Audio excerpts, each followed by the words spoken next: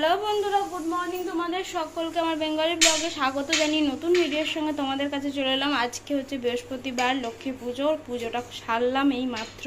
আর এই যে এখন পর্যন্ত মাথায় গামছা জড়ানো আছে, তুলিনি।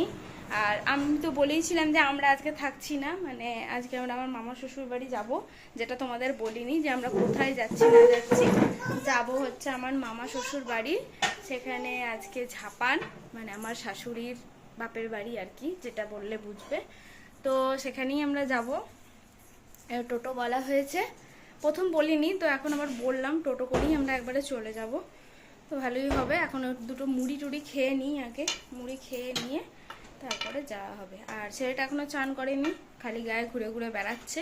ওকে চান করাবো, চান করিয়ে রেডি করবো। আমাদের সবাইকার চান টান হয়ে গেছে। বাবা রেখে দাও, ওটা রেখে দাও, ঠিক করে রাখো, ঠিক করে রাখো, ব্যাস বন্ধ করো। চলে এসো বাইরে, খুব বদমাইশ। চলে আসো, ড্রয়ার খুলবে। বন্ধুরা পরে আবার আসছি, এখন আগে মুড়ি টুড়ি খেয়ে নিই, বাবানকে চান করিয়ে নিই তারপরে। বন্ধুরা রেডি হয়ে গেছি, কিন্তু আমার ছেলে আমাকে দেখাতে দিচ্ছে না। বন্ধুরা রেডি হয়ে গেছি, তো চলো এই কাপড়টা পরেছি আজকে, একটু কাপড় পরেই যাই, মানে যাচ্ছি। সমস্ত কিছু নেওয়া হয়ে গেছে, ব্যাগটা নেবো, এই জানলাটা দেবো, ব্যাস তাহলেই হয়ে যাবে। তো চলো টোটোয় উঠে কথা বলছি।